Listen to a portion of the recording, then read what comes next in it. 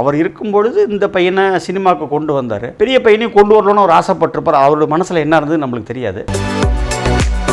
But அங்கே விருதுநகரில் அவங்க அப்பாவுக்கு ஒரு பெரிய ஒரு வேல்யூ இருக்குது. அதனால் அவருக்கு வாய்ப்பு இருக்குன்னு சொல்கிறாங்க.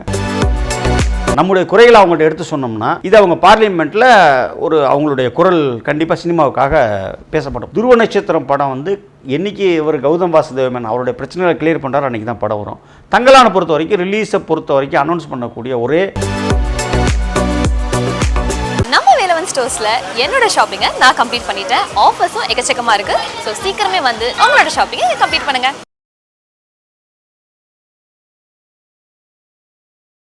சார், மறைந்த திரு விஜயகாந்த் அவர்களுடைய ஒரு மகன் வந்து அரசியலில் இருக்கார், ஒரு மகன் வந்து சினிமாவுக்கு போயிட்டார்.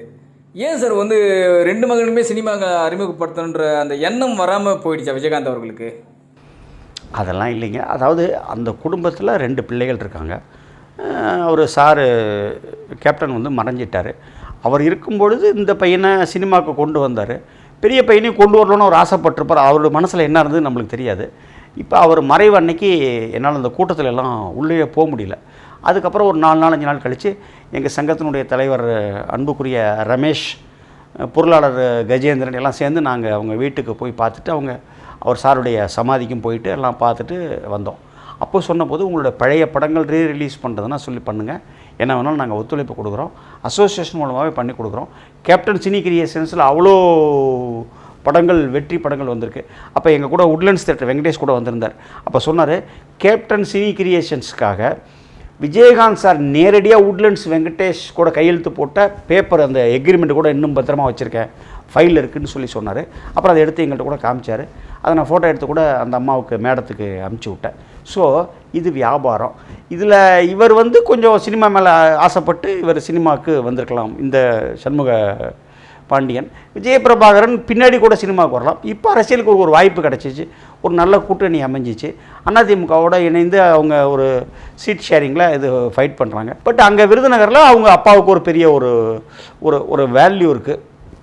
அதனால் அவருக்கு வாய்ப்பு இருக்குதுன்னு சொல்கிறாங்க. மாணிக் தாக்கூருக்கும் வாய்ப்பு இருக்குதுன்னு சொல்கிறாங்க. நமக்கு அந்த அளவுக்கு ரொம்ப பெரிய அரசியல் தெரியாது. 3 பேரில் யாரோ ஒருத்தர் ஜெயிப்பாங்க. இது என்னடா அது ஆம்பளை பிள்ளை இல்லை பொம்பளை பிள்ளைன்னு கதை சொல்கிறேன்னு நினைக்க வேண்டாம். 3 பேரில் யார் ஜெயிப்பாங்கன்னு எனக்கு தெரியாது. எனக்கு ஜோசியமும் தெரியாது.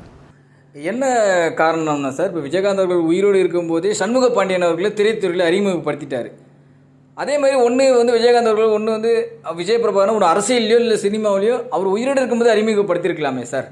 இல்லை, அது ஒரு கடைசி ஒரு 3-4 வருஷமாகவே கொஞ்சம் அவர் செயல் இழந்த நிலைமையில் தான் அவர் இருந்தார். ஒரே ஒரு முறை மட்டும் எனக்கு அதுக்கு பார்க்குறக்கு உண்டான வாய்ப்புகள் கிடச்சிச்சு. பட் அவர் கொஞ்சம் உடல்நிலை சரியில்லாமல் இருந்தார். அப்போ அவருடைய அந்த எண்ணங்கள் என்னவா இருந்தது, அது ஃபேமிலியில் சொன்னாரா, எப்படி பண்ண முடிஞ்சதுன்னு எனக்கு அதெல்லாம் தெரியலை. அதெல்லாம் அவங்க ஃபேமிலி மேட்ரு, அதெல்லாம் நம்ம அதில் தலையிடவே கூடாது. சார், இங்கே என்ன கேள்வி முன்வைக்கிறாங்கன்னா சார், விஜயகாந்த் அவர்கள் மட்டும் உயிரோடு இருந்திருந்து இதே விருதுநகர் தொகுதியில் அவரது மகன் விஜயபிரபாகரன் அவர்கள் நின்று இருந்தார்னா விஜயகாந்த் வந்து ஒரு கை அசைஞ்சதுனாலே போதும், இன்னும் ஓட்டுகள் வந்து மலமலன்னு கூஞ்சிருக்கும் அவங்க பையனுக்கு அப்படின்னு வந்து ஒரு விமர்சனத்தை முன்வைக்கிறாங்க. விமர்சனத்தில் ஒரு நேர்மையான கருத்தையும் முன்வைக்கிறாங்க.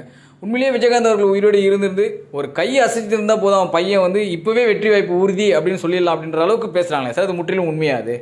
விஜயகாந்த் இருந்திருந்தாருன்னா அவருக்கு ஒரு மிகப்பெரிய ஒரு செல்வாக்கு இருந்தது, நம்ம அதை இல்லைன்னு சொல்ல முடியாது. அவர் பையனுக்காக ஒரு பிரச்சாரம் பண்ணான்னா கண்டிப்பாக கூடுதல் ஓட்டு விழுகத்தான் செய்யும். அப்போ அந்த பையனுக்கு வெற்றி வாய்ப்பு இருக்கும் பட்சத்தில் அந்த பையன் எம்பி ஆகணுன்ற அவருக்கு ஒரு அமைப்பு இருந்ததுன்னா கண்டிப்பாக எம்பி ஆகிடுவார் அவர். ஏன்னா இப்போ வந்து தமிழகத்திலே பார்த்தீங்கன்னா ரொம்ப இளம் வயது கேண்டிடேட்டே இவர் ஒருத்தர் தான் அப்படின்றாங்க. 30 வயசுக்குள்ளே இருக்கிற ஒரே எம்பி கேண்டிடேட் இப்போதைக்கு இவர் தான் அப்படின்னு சொல்கிறாங்க. இப்போ தமிழகத்திலேயே இந்த பாராளுமன்ற தேர்தலுக்காக நின்ன எம்பி கேண்டிடேட்லேயே இளம் வயது கேண்டிடேட்டே இவர் தான். அதனால் வந்து மக்கள் மனசில் ஒரு சாஃப்ட் கார்னர் இருக்குது, ஒரு சின்ன பையனாக இருக்கான், கொஞ்சம் இறங்கி வேலை செய்வோம் அப்படின்ற மாதிரி ஒரு இது இருக்குது. ப்ளஸ் விஜயகாந்தோடைய மறைவுக்கு பிறகு ஒரு அனுதாபாலையும் இருக்குது.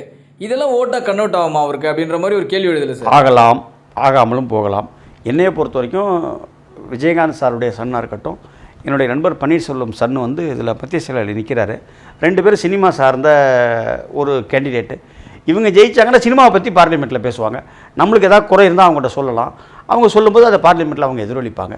அந்த வகையில் தான் இதை நான் எனக்கு பார்க்க தோணுது. இப்போ நீங்களே சொல்கிறீங்க, இப்போ விஜயகாந்த் அவர்கள் வந்து நடிகர் சங்க தலைவராக இருக்கும்போது நடிகர் சங்கத்துக்காக எந்த அளவுக்கு கஷ்டப்பட்டு அது இதெல்லாம் ஏகப்பட்டது மிகப்பெரிய நன்மைகள் பண்ணியிருக்கிறாரு. நடிகர் சங்க கடன் அடைச்சி அந்த பத்திரத்தை மீட்டதே அவர் தான் பேங்க்ல இருந்து. அப்படி இருக்கும்போது இப்போ விஜயகாந்தோடைய மகன் ஒருவேளை எம்பி ஆயிட்டார்னா சினிமா துறைக்கு ஏதாச்சும் நல்லது நடக்குமா? நடக்கும், கண்டிப்பாக. அதான் சொல்கிறேன் நான். இப்போ நம்முடைய குறைகளை அவங்கள்ட்ட எடுத்து சொன்னோம்னா இது அவங்க பார்லிமெண்ட்டில் அவங்களுடைய குரல் கண்டிப்பாக சினிமாவுக்காக பேசுவாங்க. சார் சமீபத்தில் வந்து பார்த்தீங்கன்னா ரிலீஸ் ஆக வேண்டிய படங்கள் சில படங்கள் தள்ளி போயிருக்குன்றாங்க, அது முற்றிலும் உண்மையா சார்? என்ன படம்? சந்தான படம் ஒரு வாரம் தள்ளி போயிருக்கு. அதுக்கு ஒரே காரணம் அரண்மனையினுடைய மிகப்பெரிய வெற்றி. அரண்மனையும் கிட்டத்தட்ட ஒரு காமெடி படம், சந்தானமும் படமும் ஒரு காமெடியாக தான் இருக்கும்னு நான் நினைக்கிறேன். அந்த படம் நான் பார்க்கல. ஸோ அப்படி இருக்கும்போது அது ஒரே ஜானராக இருக்குது, ஒரு வாரம் தள்ளிக்கலாம் அப்படின்னு நினச்சி அவங்க 17க்கு போகிறாங்க. கமல் சார் படம் ஒரு மாதம் தள்ளுது. இல்லை இந்தியன் 2 வந்து ஏற்கனவே வந்து அவங்க ஜூன் வெளியீடுன்னு தான் சொல்லியிருந்தாங்க, இப்போ ஜூலை வெளியீடுன்னு சொல்கிறாங்க. ஏன் இதுக்கு என்ன சார் காரணம்? ஏன்னா இந்த படம் ஓடிக்கிட்டு அது தயாரிப்பாளர்கிட்ட தான் கேட்கணும். பல முறை சொல்லிட்டேன், எனக்கு அது தெரியாது. கமல் சாருக்கே தெரியுமா என்னன்னு தெரியல, பட் தயாரிப்பாளருக்கு தெரியும் அந்த காரணம் என்னன்ட்டு. ராயன் வருவதனால அந்த படம் தள்ளி போய் எடுத்துக்க முடியுமா சார் தனுஷ் அவர்களுடைய? இல்லை இல்லை இல்லை சார் அடுத்த மாதங்கள் வரவிருக்கும் மாதங்கள் எல்லாமே வந்து முன்னணி நட்சத்திரோட படங்கள் எல்லாமே வந்து ரெடியாக இருக்குது, ரிலீஸ் ஆக போகுது. இதுக்கப்புறம் வந்து இந்த இந்தியன் வருது, கல்கி வருது, புஷ்பா வருது, செப்டம்பர் மாதம் 5ஆம் தேதி விஜயோட படம் வருது, அக்டோபர் மாதம் ரஜினி சார் படம் வருது. இதில் ஏதாவது ஒரு டைமில் கண்டிப்பாக அஜித் படமும் ஒன்று இது வரும்னு நினைக்கிறேன், விடாமுயற்சி வரும். அது இன்னும் ஷூட்டு முடியலன்னு சொல்கிறாங்க. அதை நான் 2-3 தடவை சொல்லிட்டேன். மகிழ் திருமேனி என் ஃபோன் எடுக்கலை. எடுத்த எல்லா டீட்டெயில் நான் கேட்டுமே அவர் சொல்லிடுவார், பட் அவர் என் ஃபோன் எடுக்கலை. அதனால் எனக்கு கரெக்டாக எக்ஸாக்டாக அதனுடைய பொசிஷன் தெரியல. பட் 2024 வரும். 2024 நிறைய படங்கள் இருக்குது. விஜய் சேதுபதியோட 50 அப்படிங்கிற அவருடைய 50வது படம், மகாராஜான்னு ஒரு படம், அந்த படம் வருது. கல்கின்னு ஒரு படம் வருது. இதெல்லாம் நிறைய பெரிய வெற்றி படங்கள், நிறைய படங்கள் இருக்குது. அந்த கல்கி படத்துலலாம் பார்த்திங்கன்னா பிரபாஸ், அமிதாப், கமல் சார், விஜய் தேவரகொண்டா, இன்னும் நிறைய ஆர்டிஸ்டில் இருக்காங்கன்னு சொல்கிறாங்க. சார் தங்கலான் திரைப்படம் என்னதான் சார் காரணம்? ஏன் சார் தள்ளி போகுது? ஏற்கனவே அவருடைய துருவ நட்சத்திரம் படமும் தள்ளி போயிட்டே இருக்குது. அது எப்போ ரிலீஸ் ஆகுனே தெரியாது. துருவ நட்சத்திரம் படத்தில் அவர் நடிச்சிருக்கார் விக்ரம், அவ்வளோதான். தங்கலான் படத்தில் அவர் நடிச்சிருக்கார், அவ்வளோதான். துருவ நட்சத்திரம் படம் வந்து என்றைக்கு இவர் கௌதம் வாசுதேவன் அவருடைய பிரச்சனைகளை கிளியர் பண்ணுறாரு அன்றைக்கி தான் படம் வரும். தங்கலானை பொறுத்த வரைக்கும், ரிலீஸை பொறுத்த வரைக்கும் அனௌன்ஸ் பண்ணக்கூடிய ஒரே ஃபுல் பவர் உள்ள ஒரு மனிதர் நண்பர் ஞானவேல் ராஜா மட்டும்தான். இல்லை சார் ஏற்கனவே வந்து அவங்க டேட் அனௌன்ஸ்மெண்ட் பண்ணாங்க, திரும்பவும் மாறினாங்க. இப்போ இது எப்போ ரிலீஸ் ஆகுனே தெரியாத மாதிரி இருக்குது. அது அவங்கள்ட்ட தான் கேட்கணும், நமக்கு தெரியாது. அவங்க எப்போ ரிலீஸ் கொடுக்குறாங்களோ அப்போ நம்ம தியேட்டரில் போட போகிறோம், அவ்வளோதான். ஏன் சார் ஒரு ரிலீஸ் டேட்டை சொன்ன பிறகு என்ன காரணங்களால் திரும்ப மாற்றுறாங்க சார்? நிறைய பல காரணங்கள் இருக்கும். ஒர்க்கு முடியாமல் இருக்கும், ஃபைனான்ஷியல் பிரச்சனை இருக்கும், இல்லை வேறு ஏதாவது ஹீரோ ஏதாவது ஒரு காரணம் சொல்லியிருப்பார். பல காரணங்கள் இருக்கும், நமக்கு தெரியாத காரணங்கள் நிறைய இருக்கும். Sir thank you very much sir. நன்றி. ஸோ எனக்கு தேவையான காஸ்டியூம்ஸ் எல்லாமே நான் வேலவன் ஸ்டோர்ஸில் பர்ச்சேஸ் பண்ணிட்டேன். பியூட்டிஃபுல்லாக காஸ்டியூம்ஸ் எடுக்கணும் அப்படின்னு நினச்சிங்கன்னா கண்டிப்பாக உஸ்மான் ரோட்டில் இருக்க வேலவன் ஸ்டோர்ஸை விசிட் பண்ணுங்கள். வேலவன் ஸ்டோர்ஸ், உஸ்மான் ரோட், டி நகர், சென்னை மற்றும் தூத்துக்குடி. இது போல பல வீடியோக்களை கண்டு மகிழ எங்களது ரீசன்ட் வாய்ஸ் சேனலை மறக்காம சப்ஸ்கிரைப் பண்ணுங்க.